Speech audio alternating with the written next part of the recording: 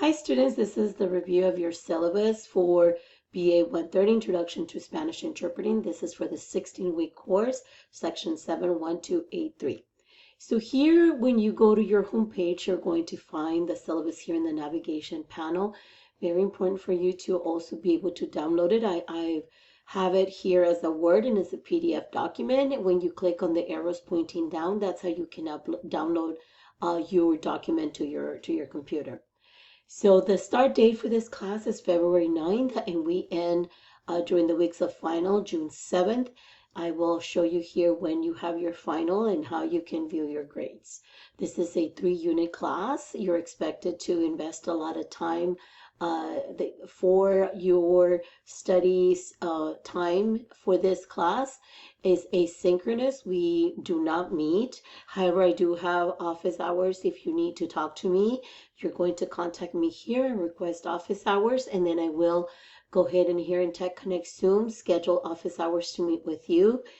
This happens throughout the semester. I do meet with students for various circumstances. Maybe they need help with an assignment, or maybe they have an extra a circumstance going on in their life and they just need to talk to me, and maybe they're thinking about dropping the case for whatever the reason. I have an open door policy, and you can request to meet with me. I usually meet with students either on Saturdays or late in the evenings after work hours, after 6 or 7. And there's a Zoom availability here. I schedule the meetings on Zoom, and when you have to come in meet with me, you will just click here in the Tech Connect Zoom, and then you will find your name. Please be very mindful. Do not enter office hours that are assigned to a specific student. If you want your own session, just contact me here. Okay, so for the course description, please read this on your own, as well as the learning outcomes. This is basically an introductory course to the certificate program or the associate degree. In this course, we're not going to concentrate on specific subject. We're going to review many topics for either 2 to 3 weeks. It's a zero cost textbook class. So we wanted to make it attractive to our students and affordable. So we provide all the resources and the links, and most of them are public domain. So we provide those for you. The study guides, I give you study guides. There's no surprises. For every quiz, you will have a study guide.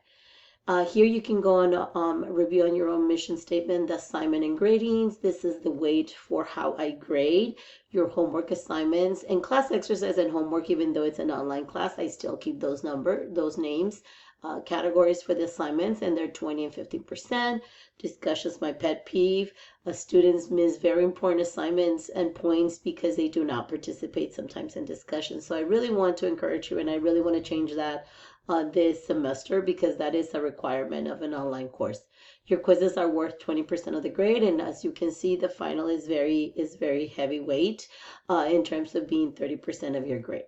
Late work policy, life happens, communicate with me if you're ill, if someone in your family is ill.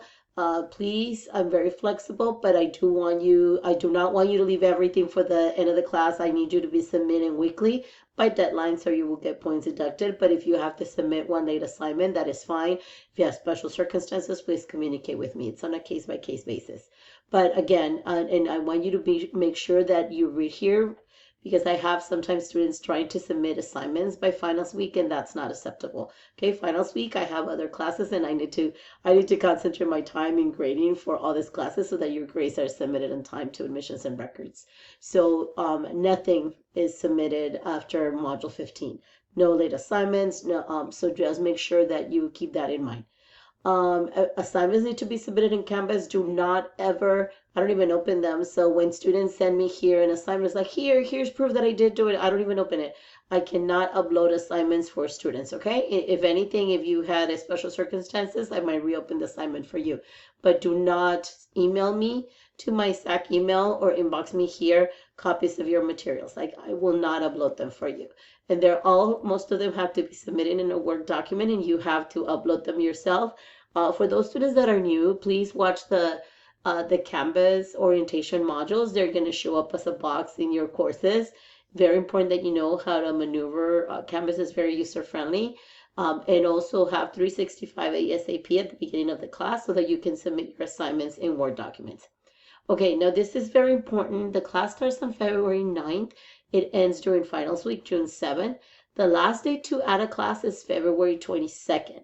So if you want to drop this class, the last day to drop the class without a W is February 22nd. If you decide you want to stay in the class, and that actually February 22nd is the last day for you to get a refund for any class.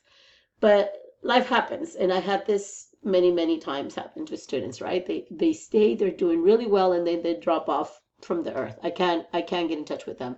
Something happened, and then I have to drop them with a W by May 10th. But if the student drops themselves, you're welcome to drop them yourself as well. If something happened, you cannot attend the class, and then please consider enrolling in my 12-week course or in the 8-week course, only if you have experience in fast-paced classes, because that one is very fast-paced. We cover 2 modules per week. So be very mindful here of the dates, because we have a policy in the business division and the business applications department, where business applications and technology, where this program is housed. If you do not participate for 2 weeks, I will drop you.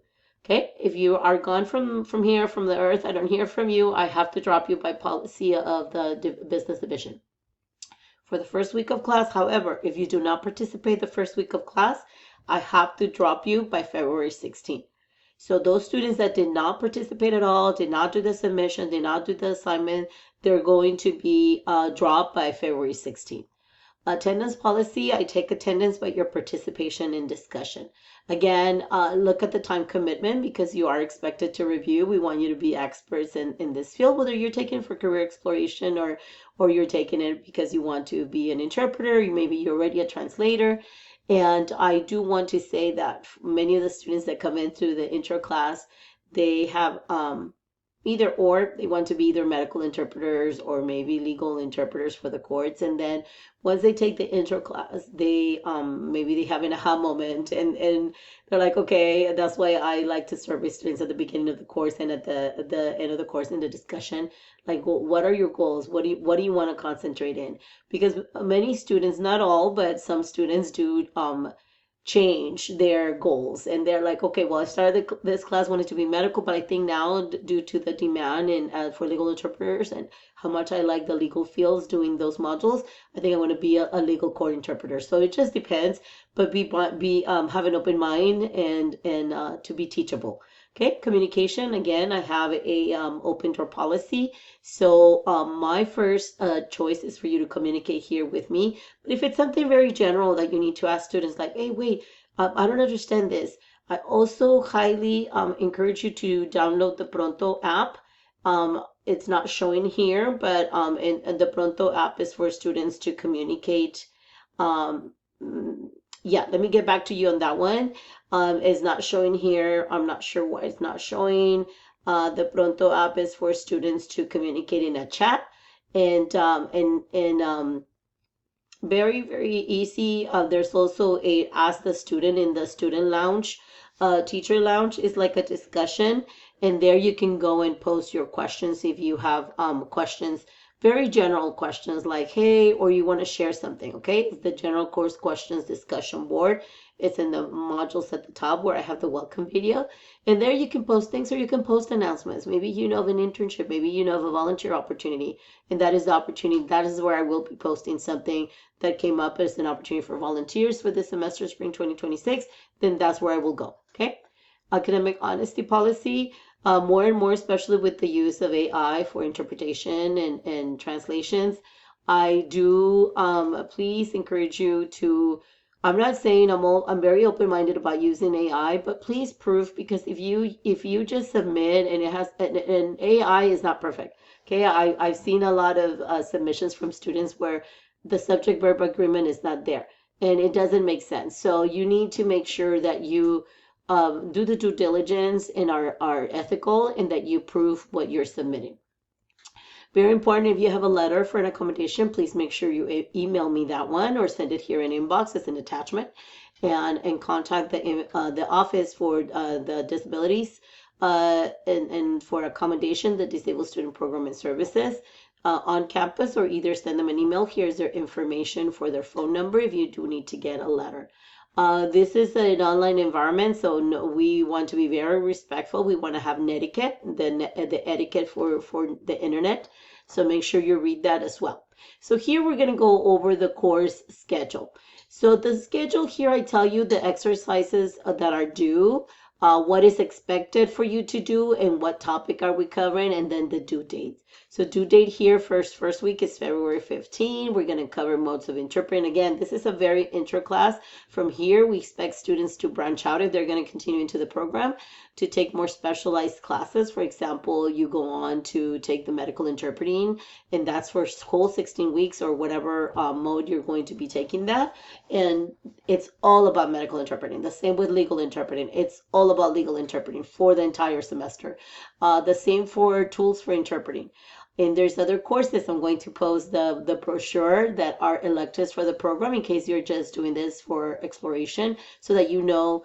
Also, one more thing, more and more I have students coming in either with bachelor's or master's, so make sure that when you look at the brochure, there's a lot of classes that you can substitute if you already have a degree, and that way you can get the certificate or even the associate degree faster than you think, okay, if you already have those course substitutions.